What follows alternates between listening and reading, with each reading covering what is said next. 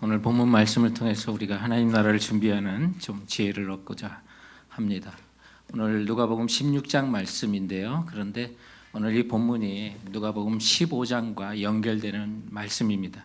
그래서 누가복음 15장 1절에 있는 것처럼 예수님께서 세리와 죄인들과 함께 식사하는 걸 보고 바리새인과 서기관들이 예수님을 비난하면서 이제 예수님께서 세 가지 중요한 아주 유명한 비유를 하셨는데, 그것이 우리가 지난주에 다뤘던 잃은 양에 대한 비유, 잃은 드라크마에 대한 비유, 그리고 탕자에 대한 비유, 그리고 큰아들 맏아들의 그 불평하는 맏아들을 권면하시는 그 아버지에 대한 그 모습을 하시면서, 그리고 오늘 누가복음 16장의 뒷부분에 그 바리새인과 서기관을 들으라고 부자와 나사로의 비유를 하시는데, 그 중간에 잠깐 제자들에게 하신 비유의 말씀이 오늘 이 말씀입니다. 그러므로 오늘은 이 시대를 살아가는 우리 하나님의 백성들, 성도들에게 또 주시는 그런 비유의 말씀이라고 볼 수가 있습니다.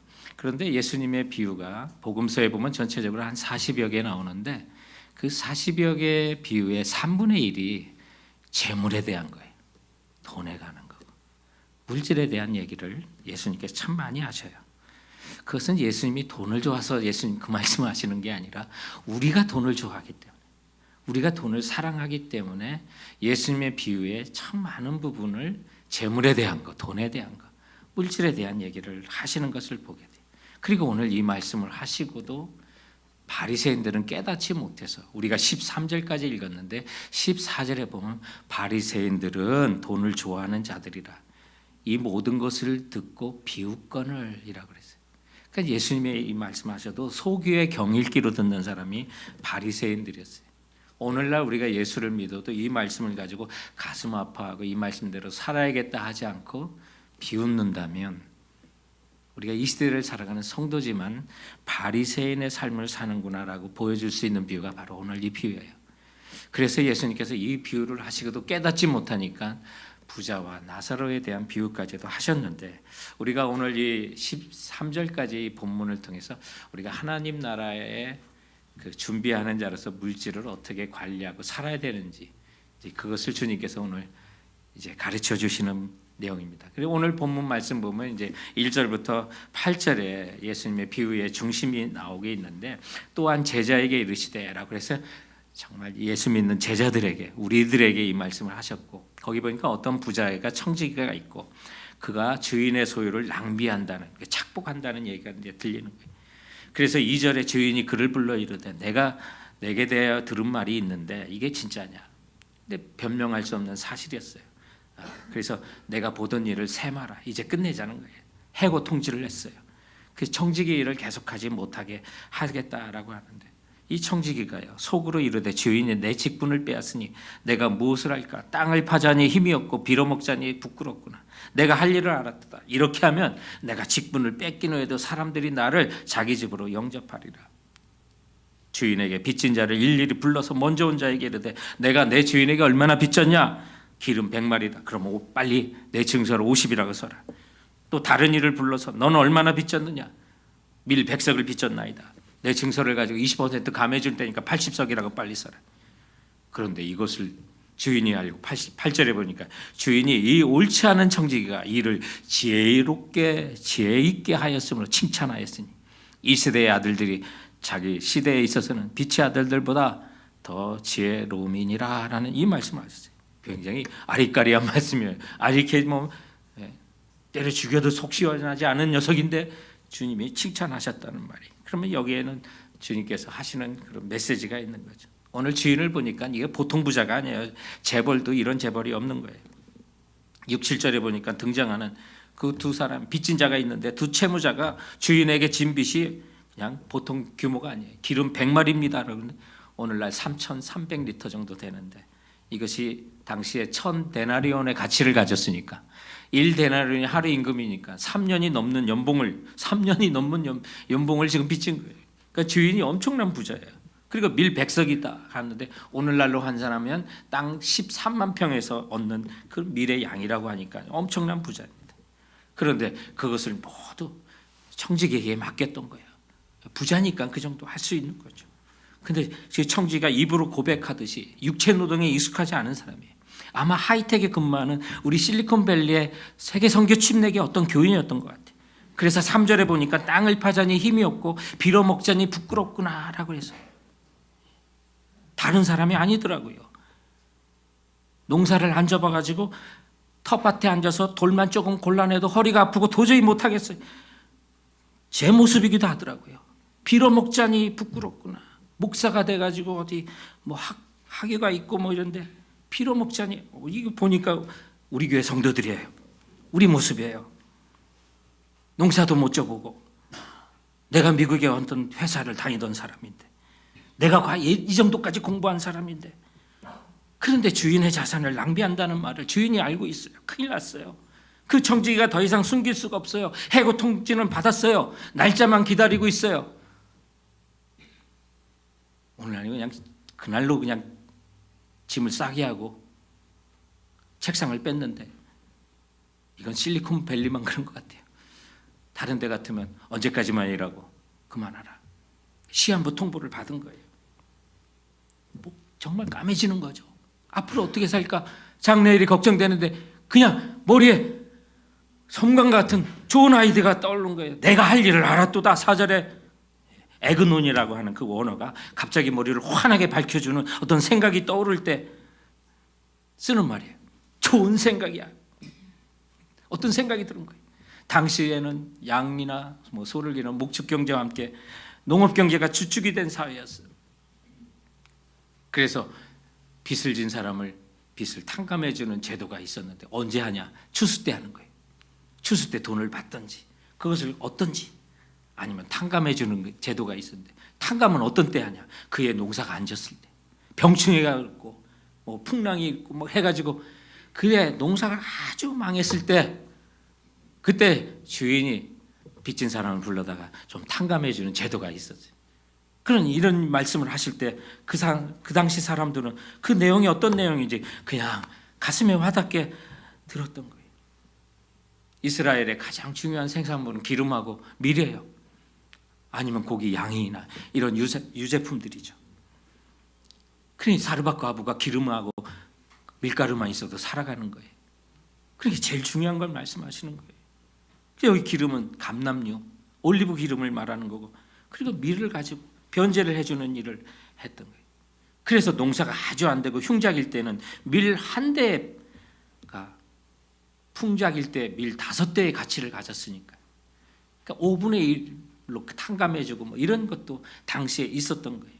그래서 오늘 저들에게 절반을 탕감해주고 또 20%를 탕감해주고 이런 것들이 그들의 사회 속에서 일상적으로 있었던 거고, 또 당시 문화 속에 신세를 졌으면 반드시 어느 정도는 갚아야 되는 것이 상례했던 사회였기 때문에 이제 더 이상 하지 못하고 일하지 못하고 쫓겨나게 된 그 사람이 이렇게 엄청난 걸 탕감해 준 사람한테 가면 그래도 기름이라도 필요할 때 좀 얻고 밀이라도 필요할 때 좀 얻을 수 있는, 자기 얼굴을 좀 봐서 과거에 베풀었던 선행을 봐서 좀 얻을 수 있는 그런 사회였기 때문에 그렇게 한 거예요. 그러나 이것도 주인의 입장에서 보면 다 횡령죄야. 그런데 예수님께서 이 청지기가 그래도 죄를 깨닫고 그나마 자기의 미래를 준비하는 그것을 보면서 칭찬을 하시는데, 이게 우리 보고 여러분 회사에서 여러분 일터에서 이렇게 불의한 일을 하라고 하는 거 아니, 절대 아닙니다. 주님이 칭찬하시는 것은 그가 쫓겨난 후에 앞으로 살아갈 걸 대비한 그 지혜를 칭찬하신 거지, 불의한 일을 한 것은 결코 칭찬이 아니라는 사실 기억하시면서 오늘 이 말씀을 우리가 들어야만 하는 것입니다.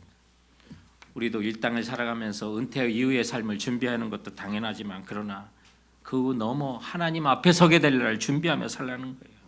인간이 그런 면에서는 가장 어리석어요. 동물도 보면, 철새들도 보면 겨울이 오면 얼어 죽으니까 그 전에 남쪽 나라로 날아가는 거고, 또 얼어 죽지 않으려고 땅을 파고 굴속에 들어가서 겨울을 동면하는 동물들도 있는데, 그러나 인간은 그 준비를 하지 못하다가 덜컥 죽음이 찾아오고 병이 찾아오고 심판 앞에 서게 될 것, 그런 사람들이 많기 때문에 주님께서 이 말씀을 하시면서 하나님 나라를 준비하는 지혜를 가지라고 하시면서 이 불의한 청지기를 칭찬하시는데, 오늘 우리들에게 하시는 말씀이 바로 그 말씀입니다. 그렇다면 주님께서는 우리들에게 불의한 일을 하라는 것이 아니라 그가 지혜롭게 한 행동이 무엇인지를 살펴보면서 우리도 하나님 나라를 위해서 미리 지혜롭게 준비하고자 하는데, 그것은 첫 번째로 그 재물로 친구를 사고 영혼들을 사기라고 하시는 말씀입니다.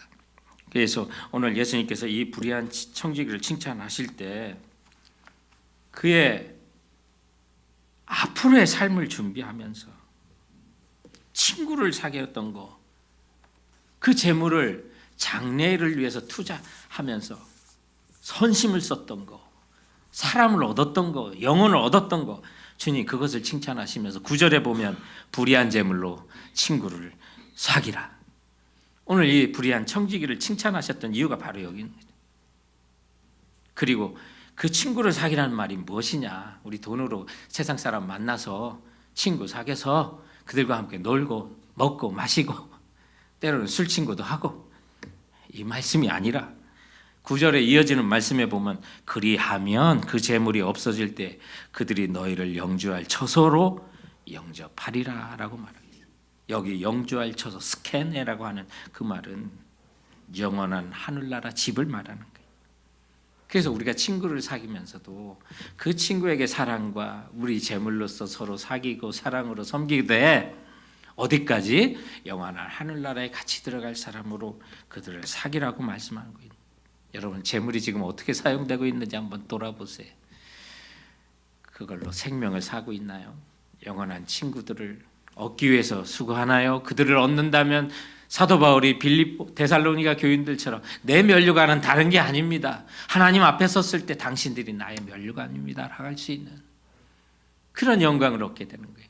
이거 우리가 재물로 친구를 사귈 수 있는 게 항상 열려 있어요. 찾아보지 않아서 그렇지 이 기회가 떨어진 적이 없어요. 주님 오실 때까지 그 기회가 있을 거예요. 그러므로 우리가 깨어서 영혼을 살려고 친구를 구하려고 하면 얼마든지 살 수 있는 시대예요. 요즘 보면요, 우크라이나 그 전쟁으로 인해서 그 피해 소식을요, 제가 그 뉴스를 계속 보고 매일매일 그냥 절로 기도가 돼. 너무나도 어려움 당하는 사람들. 5일 전에는 한 뉴스가 있었는데 그 탈출하는 난민들이요, 다들 뭐 어머니, 할머니들, 자녀들 이렇게 하는데 이번에는 11살짜리 아이가 그냥 비닐봉지 하나 들고 털레털레 혼자 울면서 국경을 넘는 그 장면들이 뉴스에 오는데 계속 걱정이 되더라고요. 부모도 없이 왜 그는 혼자 나왔을까? 그리고 지금쯤 잘 살고 있나? 아니 주변에 있으면 데려다가 좀 길러주고 싶은 그런 마음들이 들더라고요. 다행히 어제 그 아이의 소식을 보니까 너무나도 안심하는 소식이 있어요. 그 아이의 손목에 그가 찾아가야 될 슬로바키아의 친척집에 주소가 있었대요. 그래서 슬로바키아의 그 정부 공무원이 그 주소로 연락해가지고 그 아이를 친척집에 데려다 줬대요. 얼마나 감사하고 고마운지. 근데 왜 그가 아들을 혼자 이렇게 그곳에 가게 했을까 했더니 그 엄마가, 남편은 사별을 했고요, 본인도 몸이 안 좋은데 친정어머니가 움직일 수 없을 정도로 아파가지고 갈 수가 없는 거예요. 아들이라도 살리고 싶은 마음에 그 아이를 보냈던 거예요. 근데 슬로바키아의 공무원에 의해서 그 아들이 친척집에 무사히 도착했다는 연락을 받았대요. 그래서 그 어머니가 페이스북에 고맙다고 하는 인사를 거기에 올린 게 나와요. 그걸 보니까 얼마나 마음에 고마움이 있는지. 그 아이를 돌봤던 그 슬로바키아의 공무원이 참 고맙다는 그런 생각이 들어요. 아마 우리가 소자에게 하는 것도 다 하나님, 우리 주님께 하는 거라고 하셨으니까 우리 재물로 이런 영혼과 친구를 구하는 거, 하나님 그 상을 잊지 않으시는 거예요. 그래서 그 상급을 생각하고 그 날을 위해서 준비한다면 그것이 예수님께서 오늘 이 불의한 청지기지만 그 나머지도 깨닫고 했던 그의 행동 가운데 칭찬하셨던 것이 바로 이런 거죠.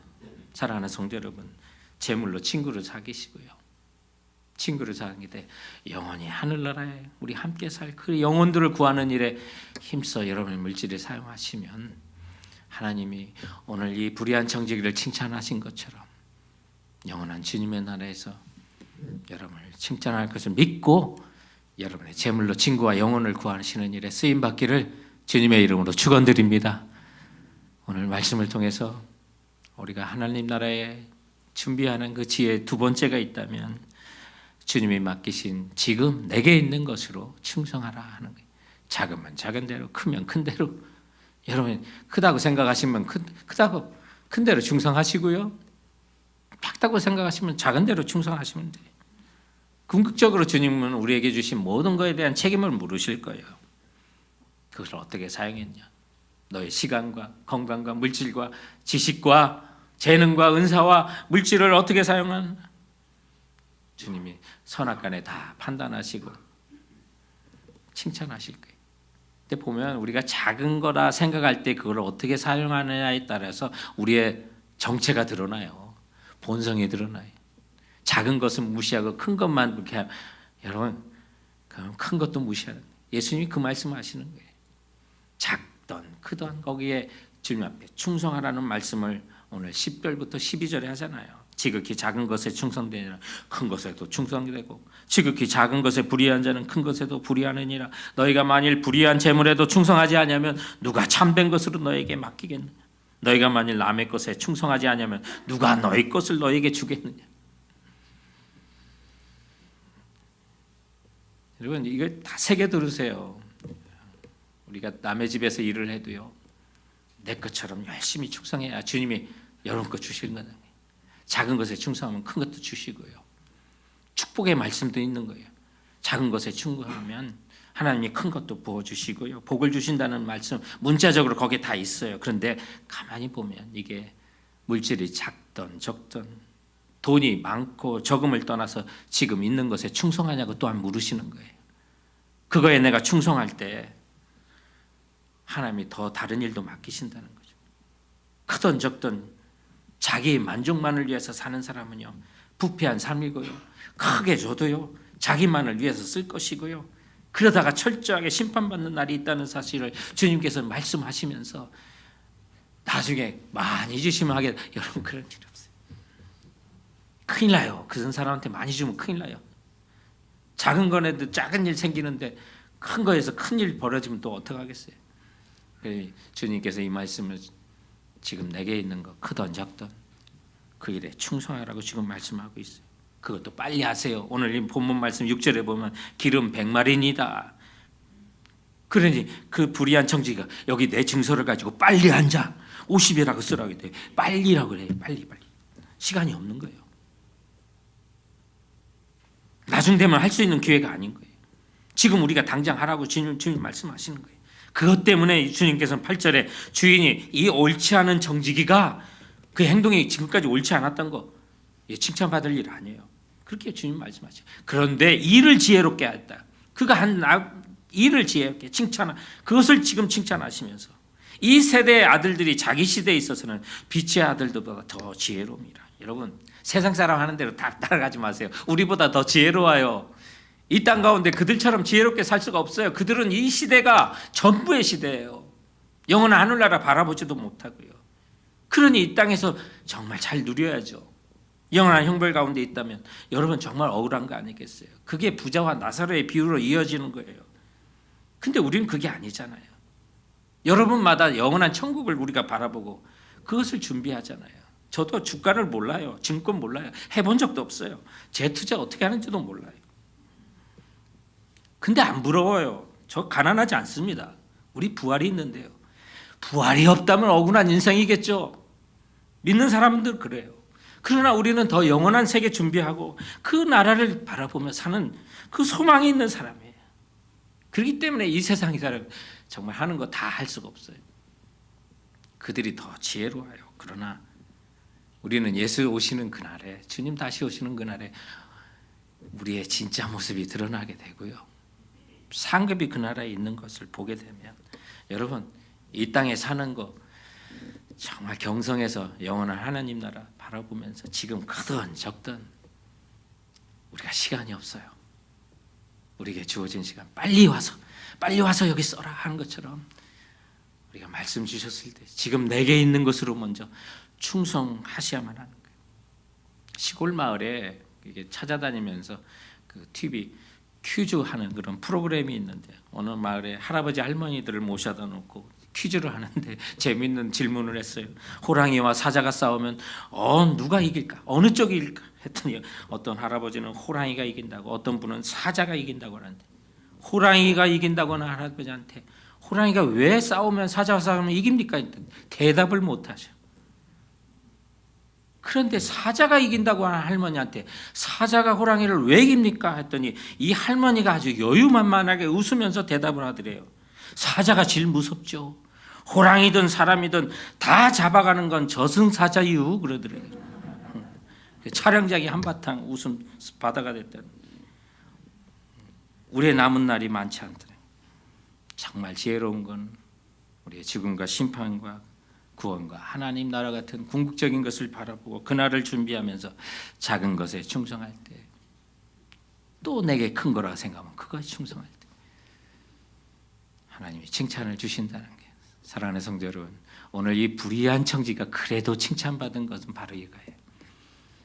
자기가 할 수 있는 권한에서 이후의 삶을 준비했다는 이거. 그러므로 우리도 맡겨주신 그것 가지고 내게 있는 지금 있는 그것으로 주께 충성하시는 성도들 되시길 주님의 이름으로 축원드립니다. 오늘 말씀을 통해서 주시는 세 번째 기운이 있다면, 여러분, 나의 마음, 우리의 마음에 주님의 자리를 재물에게 절대 내주지 마십시오. 재물에게 절대 뺏기지 마십시오. 오늘 예수님께서 이 불의한 청지기의 비유를 하신 그 결론이 뭐냐면 바로 13절 말씀이에요. 이 비유의 결론이 되는 거고, 이 불의한 청지기를 칭찬하신 그 교훈의 그 결론이 13절이에요. 집 하인이 두 주인을 섬길 수 없나니 혹 이를 미워하고 저를 사랑하거나 혹 이를 중히 여기고 저를 경히 여길 것임이라. 너희는 하나님과 재물을 겸하여 섬길 수 없느니라. 바로 이거예요. 두 주인을 섬길 수 없어요. 그런데 내 마음의 자리에 누가 자리하고 있나 한번 보세요. 재물이에요? 오늘 성경에 보니까 그 재물, 불의한 재물이라는 말을 했어요. 불의한 재물, 불의가 개입된 돈, 직역하면 그래요. 그런데 다른 의미도 있어요. 없어질 재물이라는 뜻도 있어요. 그러니까 우리가 재물을 가져도 영원히 움켜잡는 건 아니에요. 언젠간 떠날 재물이에요. 그러한 돈과 그러한 물질이 내 주인이 된다면 여러분 어떻겠어요? 비참해지는 거죠. 우리 하나님을 섬기는 사람은요, 자유와 권한을 우리에게 못 준 자유민이에요. 하나님이 세상을 우리에게 맡기셨어요. 가정도 맡기고 회사도 맡긴 거고요, 재능과 사명과 직분 모든 걸 우리에게 맡기신 거예요. 우리가 청지기로 살아가는데 맡기신 주인이 있다는 사실을 망각하고 내가 주인 되고 그것이 내 주인이 되어 내 마음속에 담고 살아갈 때 그 자유는요, 방종이라고 하는 거예요. 우리 예수 그리스도를 믿는 순간 예수께서 우리를 핏값으로 사신 거예요. 그래서 예수님을 우리가 로드 주님님이라고 부르게 돼요. 구주가 되신 거예요. 구원주가 되시고 주인이 되셨는데 내 마음의 자리를 재물에게 내주고 내 자신이 주인이 되어 산다면 결산의 날이 있다는 거죠. 저는 오늘 청지기가 주인에게 칭찬받았던 일을 묵상해 보는데요, 이 설교는 하나님 말씀에 대한 것 증거예요. 이건 제 개인적인 적용입니다. 기억하십시오.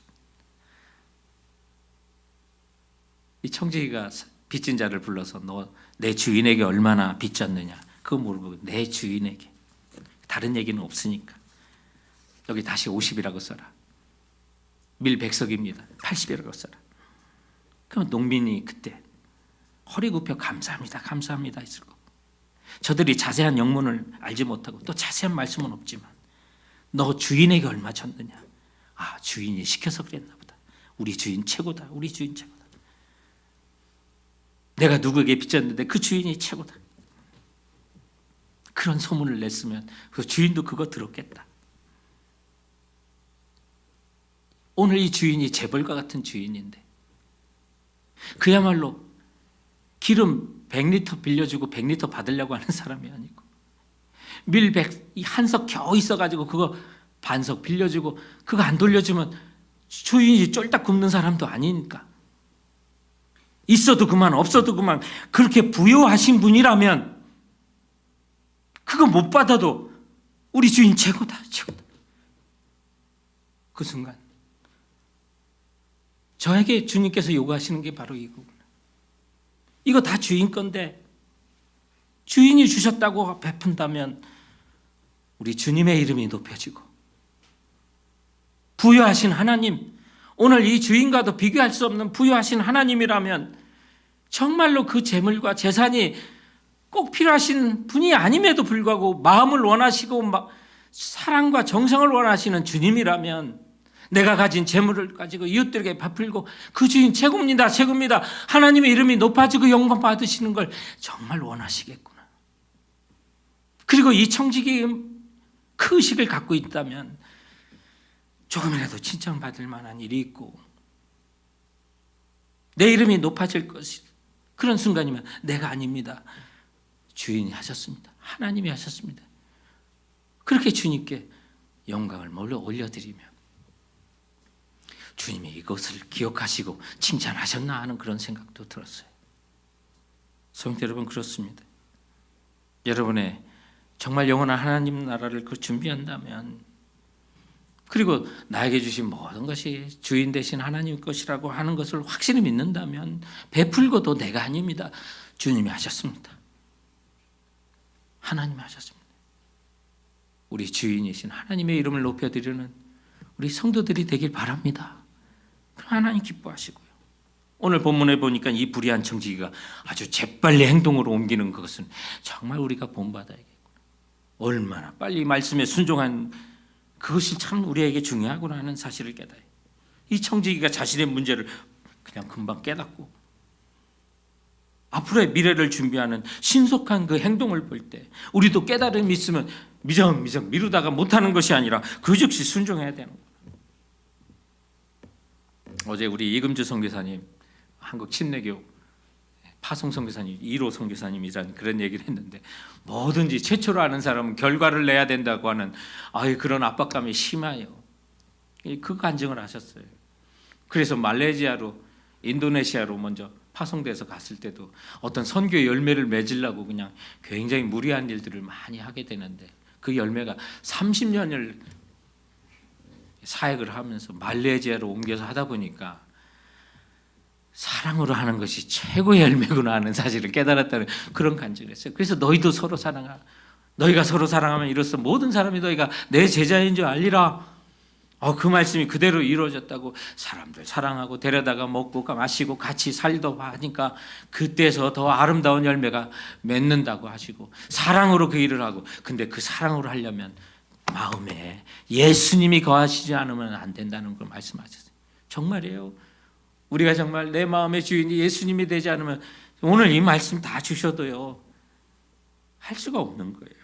그러나 내 안에 주님이 계시고 주님이 나의 삶의 주인 되신 걸 진정으로 드러난다면 내 돈이라 생각하지 않고 내 거라고 생각하지 않고, 아까워서 사람은 속이고 하나님은 못 속이는 그런 어리석은 일을 범하지 아니하고 우리가 진심으로 행할 수가 있는 겁니다.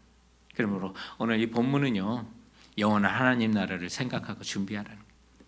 그래서 이 기독교에서는 우리 믿음의 선배 대대로 이것을 기억하라, 준비하라 그러면서 모토가 있어요. 메멘토 모리라고 하는 말을 썼어요. 이게 라틴어인데요, 교황청에 있는 로마와 또 이탈리아 말이 메멘토 모리라는 말을 써요. 메멘토, remember라고 하는 뜻이고, 모리, to die, 너의 죽음을 기억하라. 내가 언젠가는 죽는 존재야. 죽음을 기억하고 죽음을 잊지 말라 하는 말을 우리 기독교 영성학자, 영성을 갖던 수도사들은 오래전부터 사용하고 있었어요. 그래서 오늘 이 말씀 앞에서도 메멘토 모리, 그래서 나의 죽음과 그 이후의 삶을 좀 준비하시고요. 죽음을 안다고 되는 일이 아니에요. 10수년 전에 타계하신 그 엘리자베스 큐블로스 로즈라고 하는 박사님이 계시는데, 이게 죽음을 연구한 그런 학자예요. 죽음을 할 때 5가지 단계, 분노가 있고 수용의 단계, 그런 그 단계를 이 로즈 박사님이 만드셨던, 버지니아 의대하고 하버드 의대에서 가르쳤던 그런 학자이신데요. 이분이 죽음에 대한 걸 다 연구해 볼 때 결론이 있다는 거예요. 어떤 밝은 세상으로 가더라. 어느 한 단계를 지나가더라.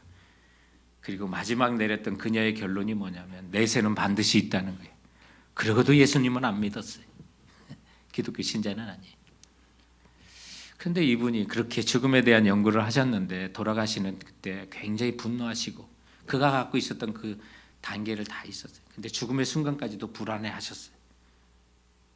그래서 한 기자가 그녀에게 말했어요. 엘리자베스 큐블러스 로즈 박사님에게, 아니 당신은 사람들의 죽음을 연구하는 학자고 또 임종을 가진 수많은 사람을 바라보면서 희망을 줬던 학자인데 왜 정작 자신의 죽음 앞에서는 그렇게 화를 내고 있냐? 그렇게 물었을 때 로즈 박사님이 이런 대답을 했어요. 내가 지금까지 말했던 죽음은 타인의 죽음이었어요. 자기 죽음이 아니었다는 거예요. 한마디로 말하면 동물원 철장 속에 갇혔던 호랑이였습니다라는 말을 했어요. 그런데 지금은 아닙니다.